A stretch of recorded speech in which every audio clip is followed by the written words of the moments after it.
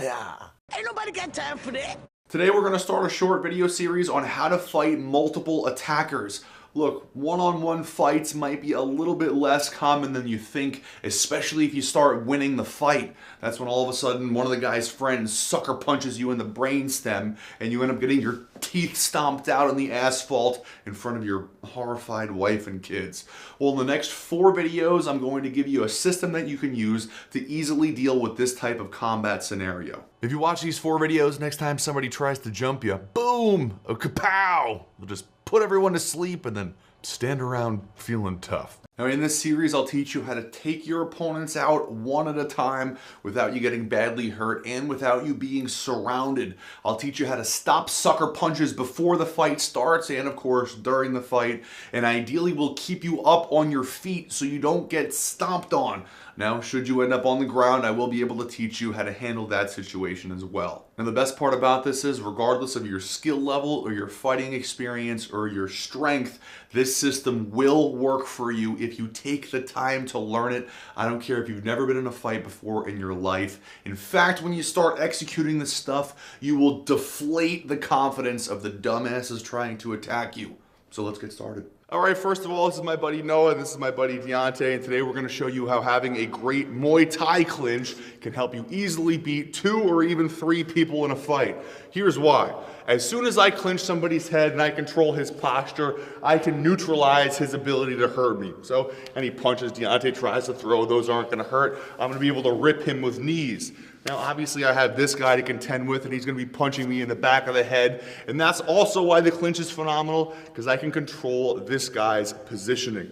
So with a simple movement, I can put him between myself and Noah. Now, Noah has to try to creep past his buddy the entire time. He's getting crushed. Now, Noah doesn't have any good punches. He's reaching, trying to punch over his buddy's back, getting tripped up by his feet. Again, this guy can't hit me, and I'm dealing out damage while staying safe. That makes the clinch ideal for multiple attacker situations. Now, before I show you this strategy in action with some 2-on-1 and even 3-on-1 matches, I want you to see exactly how nasty the clinch can be. You guys might remember when Anderson Silva locked his clinch on Rich Franklin and Rich couldn't get out. Anderson was able to keep driving constant, powerful knees right to Rich's body and head, and Rich couldn't get any offense of his own. None of the stuff that he was doing hurt because he was clinched. After 30 seconds of non-stop knees, Franklin was done. To watch that entire fight, you can buy a fight pass at UFC.com. Vanderlei Silva versus Quinton Jackson was pretty much the same story. If you control your opponent's head and you keep firing knees, he's going to become exhausted and he will be knocked unconscious soon enough. Now you might be saying to yourself, well great, the clinch works nice in a 1-on-1, but what about a 2-on-1 or a 3 or 4-on-1 scenario? Let's have a look. Now I always like to kind of demonstrate the stuff that I'm showing you actually works, so that's what we're gonna do. And if you can do it sneakily, that's even better. So once I sneakily took the clinch on Deontay, I started dropping knees, and Noah was a bit tentative and hesitant to throw punches over his buddy's back, as most people are going to be. So I just took the opportunity to keep jamming my knees into Deontay's stomach, and of course, when you hit somebody enough, they're gonna fall, and then you're left with a 1-on-1 fight. Ideally, your clinched opponent does not get back up. Now, hopefully from that clip, you can see that it's surprisingly difficult for the punching attacker to run around his clinched friend, but what you should definitely have been able to see is that the puncher is always going to throw hesitant and tentative punches the whole time he's punching over his buddy's back. Look, he's reaching for punches, he's trying not to hit his buddy in the back of the head, the whole time being tripped up over the guy's feet, and it's challenging footwork to keep up. This all adds up to a very weak and awkward attack that wouldn't even hurt you if it hit you. Now let's assume the worst case scenario, and let's say the guy scampers right around his friend and he can unload one directly at your face. Well, with the addition of some basic head movement, you can still remain completely safe. Check this out. Now, of course, we start with a clinch, but this time Noah gets more aggressive and he's able to get closer, so all I have to do is move my head anytime I see a punch coming. It's not like they're hard to see, and since the guy can't throw combinations, it's pretty much one slip and then move.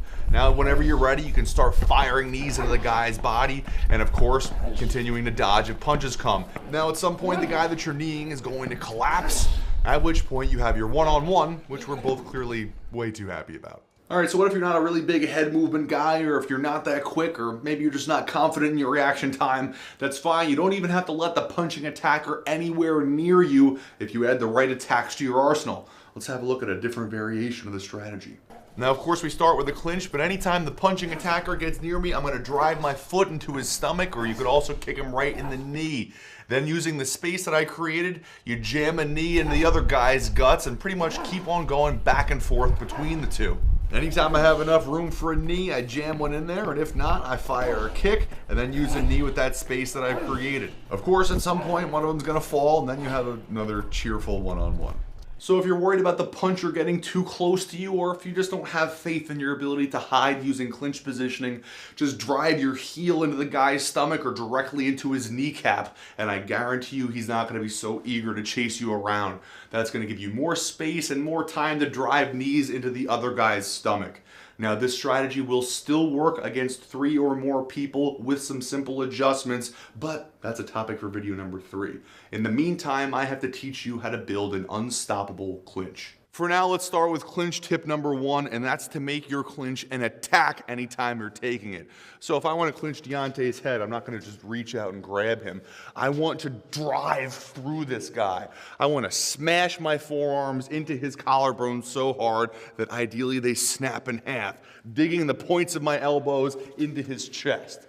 Okay, now there's a few reasons why this is good to do, other than the fact that you can knock the guy's wind out and it hurts him. First reason why it's important to take your clinch this way is because if the guy backs up, if you're trying to drive through him, you'll still end up getting a hold of his head. So I go to clinch Deontay, he scampers back. I don't necessarily drive my elbows into him, but I still manage to get around his head because I was trying to follow through the man.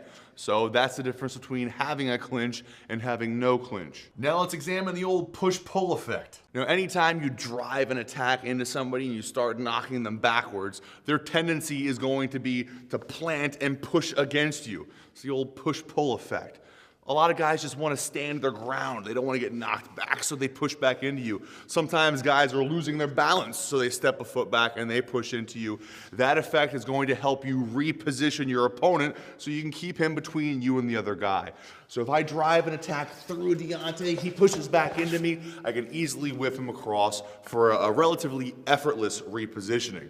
Now, look, you can be a bully and you can rip people around with your muscles all you want, but if you're a smaller guy or if you have a strength disadvantage, you're going to need to utilize all those little details to get this guy working for you. So make your clinch an attack and use your opponent's reactions against him. These are the first steps in having a diabolical clinch. Now in the next video, video number 2, I'm going to teach you the secret to locking your clinch in so that it's completely inescapable. That's obviously going to play a pretty big role in the strategy. Also, I'm going to teach you how to use leverage, gravity, and your body weight to toss your opponent around without consuming any of your energy, meanwhile exhausting the guy that you have clinched. Now in video number 3, we're going to completely eliminate any chance of you getting sucker punched both before and during the fight, and I'll show you how this kind of match can be won or lost based on your positioning. In fact, if you're not smart, you can lose a fight against multiple attackers before it even really starts. Now on top of that, I'll give you a way that you can take out one of these dudes in 5 seconds or less using one of the most powerful attacks you can possibly throw. Oh, it's a good one. Now in video 4, I'll tell you what to do if you want to take this strategy to the next level and become practically jump proof. For example, if there's 8 guys stomping on you, you can always just snap one of their joints in a disgusting and blood-curdling fashion that'll scare the crap out of the rest of them.